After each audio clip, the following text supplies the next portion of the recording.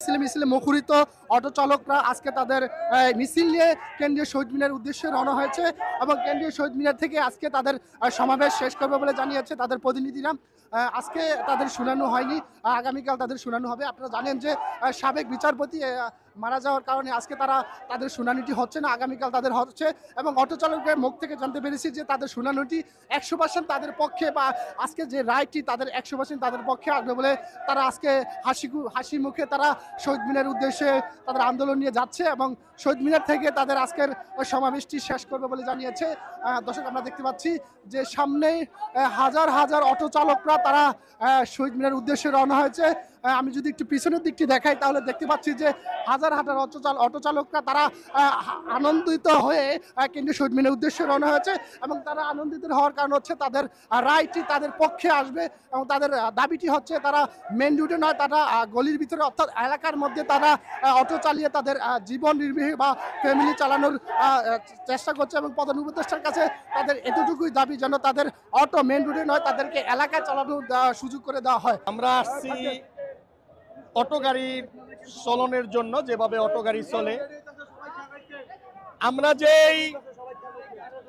আমরা অটো গাড়ি চালানোর জন্য এখন সুষ্ঠু সমাধান চাই। যেখানে রাস্তা আছে এখানে আমাদের দেওয়া হোক, আমরা এটা একটা সুষ্ঠু সমাধান চাই। এই যানবাহন সবচেয়ে একটা ভালো যানবাহন, এই যানবাহনের কোনো ক্ষতি হয় না।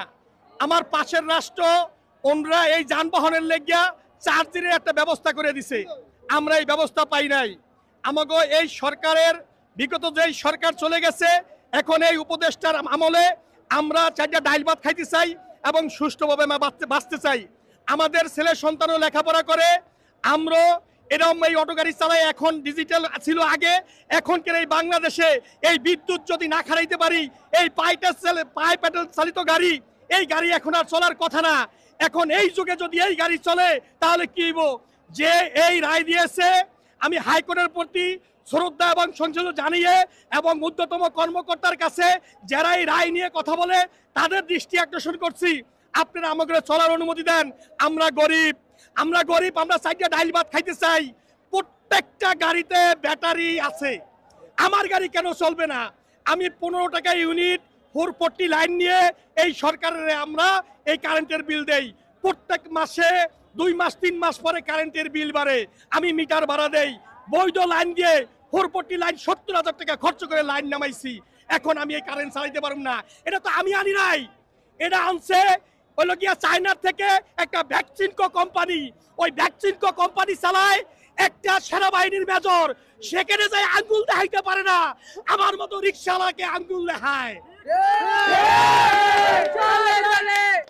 ওই হাইকোর্টে বসে ওই কালা গ্লাসের ভিতরে থেকে উনি আমাদেরকে আবারও হুমকি দিতে চায়, অটো গাড়ি চলবো না।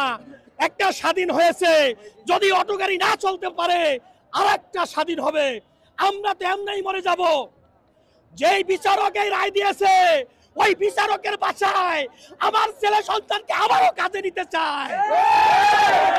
উনি অটো গাড়ি বন্ধ করতে চায় না, উনি আমাদের ছেলে সন্তানকে ওনার বাসায় আবার কাজে নিতে চায়। উনি কি 5ই আগস্টের প্রোডাক্ট কিনা এই সম্বন্ধে জানতে হবে। সাংবাদিক ভাইদের কাছে বলবো, ওনার খোঁজ খবর নেন, কোন রাষ্ট্রে ওনার বাড়ি আছে। ওনার আগে খোঁজ খবর নেওয়ার পরে উনি অন্য কোম্পানি, আকিস, টাইগার, অন্য কোম্পানির সাথে লিয়াজু করে এই রিক্সা বন্ধ করে ওনার মুনাফার জন্য আরেকটা রিক্সার বৈধতা দিতে চায়। আমার দেশে ভার্সিটির সন্তানরা যারা বুয়েটে আছে, তারা সুন্দরভাবে একটা গাড়ির মডিফাই করে দেব, ওইটা আমরা চালাইতে চাই। আমরা বসরক চাই না, আমরা ভিতরে চালাইতে চাই। আমাদের বৈধতা দেওয়া হোক। 5 তারিখের পরে কোন পুলিশ আমাদের গাড়ি আটকায় নাই।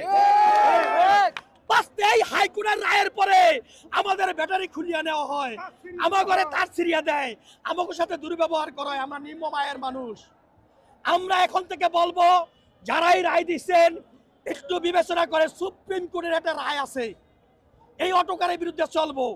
ওই জজ সাহেব ওই রায় না পড়িয়া ওনার মন গড়া রায় দিয়ে দিছে যে ব্যাটারি চালিত গাড়ি চলবো না। আমার ঢাকা লালবাগ আমি থাকি, আমার গ্যারেজে প্রতিবন্ধী আছে অসংখ্য, যাদের একটা হাত নাই, যাদের একটা পাও নাই, যাদের বয়স 50-এর উপরে, সেই সমস্ত লোক আমার গাড়ি চালায়। আমি বলবো যে চালক গাড়ি চালাইতে দেন, চুরি করিয়া খায় না। যেই বিমান এমনও ঘটনা আছে 209 জন যাত্রী লইয়া বিমান নিখোঁজ হইছে। সর্বোচ্চ জরিপে আসছে এই ব্যাটারি চালিত গাড়িতে সবচেয়ে কম মানুষ ক্ষতিগ্রস্ত হয়। তারপরও আমাকে কেন চলতে দেওয়া হয় না? আমার দাবি আমাদের রিক্সা চালানোর ব্যবস্থা করে দেওয়া হোক। আমরা ভিতরে চালাইতে চাই, আমরা হাইওয়ে যাই না। হাইওয়ে যদি আসে সরকার যে আইন করব ওই আইনকে স্যালুট জানাইয়া এবং ওই আইনের পক্ষে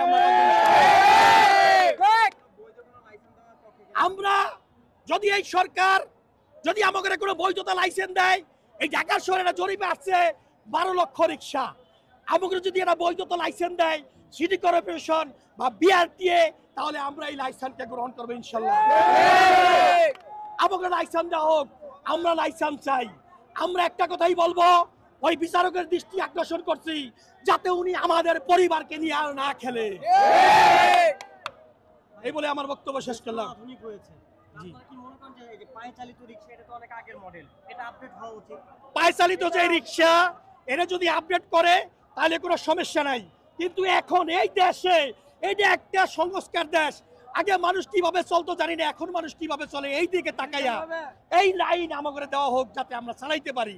এটা আরো সংস্কার করুক, আরো হাই রোড করুক। অন্য অন্য দেশে এই অটো গাড়ি চালানোর লেগিয়া, এই ব্যাটারি চালিত গাড়ি চালানোর লেগিয়া একটা বাই লাইন আছে, আমার দেশে এই বাই লাইন নাই। আমার দেশে এই লাইনের ব্যবস্থা করে দেওয়া হোক, আনলে আমাকে কর্মসংস্থা করে দেওয়া হোক, এরপর আমাকে এই জায়গা থেকে উঠে নেওক। আমাকে সবাই কম বেশি একটা কিস্তি আছে। গ্রামীণ ব্যাংকের চেয়ারম্যান উপদেষ্টা ডাক্তার ইউনূস সাহেবের দৃষ্টি আকর্ষণ করছি, আপনি জানেন যে গ্রামীণ ব্যাংকের থেকে শুধুমাত্র একমাত্র রিক্সাওয়ালা নিম্ন শ্রেণীর লোকের লোন নেয়। একরকম অন্য অন্য ব্যাংকের থেকে 4000 কোটি 5000 কোটি টাকা উড়ে যারা বিদেশে গেছে গা, তাদের তো বাল বানাইতে পারেন না। আমাকে তো মালয়েশিয়ায় বাড়ি নাই। আর টিভির একটা নিউজ 394 জন বিদেশে ধনকুব বাড়ি করেছে, আমাগো ঢাকায়ও বাড়ি নাই। আমাগো মাথার ঘাম তুলিয়া ওই টাকা দিয়া বিদেশ যাইয়া আবার এই বিচারক আরামে এসে থাকবো, রায় দিয়া টাইগার কোম্পানির তো টাকা নিয়া উনি যাইব গা বিদেশে, আমরা থাকবো বাংলাদেশে। তা আমরা চাই সুষ্ঠু তন্ত্রের মারফতে আবার ওই রায়কে ঘুরাইয়া আমাদের সুস্পষ্ট একটা রায় দেওয়া হোক, আমরা যাতে এই অটো গাড়ি চালাইতে পারি, আমরা রিজিকা নির্বাহ করতে পারি। এই বলে আমার বক্তব্য শেষ করলাম। আসসালামু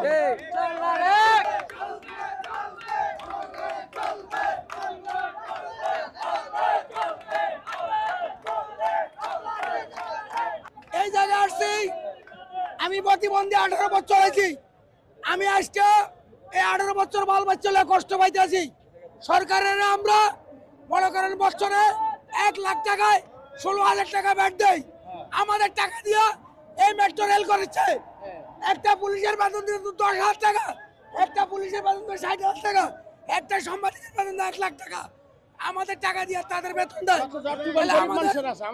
আমাদের গরিবের নিরীহ লোকের যদি গাড়ি না চলে তাহলে আমাদের বউ বাড়ি কি গায়ে বাঁচবে? আমরা চাই এই সরকার যদি আমাদের এই কোনো প্রচেষ্টা দেয় তাহলে আমরা কি গায়ে বাঁচবো? আমরা কোনো বাড়ি গাড়ি চাই না, আমরা চাই ডাইল ভাত চাই, আমাদের শান্তি চাই, আর কিচ্ছু না। আমার পায়ের রোড, হাতের রোড, আমাদের এই যে পায়ের রোড, হাতের রোড, আমার গাড়ি কেন পুলিশ প্রশাসন ডাম্পিং করবে? আমার গাড়ি কেন ডাম্পিং করে দেবো? তোমার গাড়ি ডাম্পিং করে দিছি, চলবে না। আমাদের গাড়ি চলতে হবে। আর বয়স্করা লোকের কিভাবে চলতে পারে? কোনো কম বয়সের লোকেরা কোনো লাইসেন্স দেওয়া হবে না। আমরা এই শান্তিটা চাই। কথা সত্য নেই? ওই 5 বছরের 10 বছরের পোলা মানে চলবে না।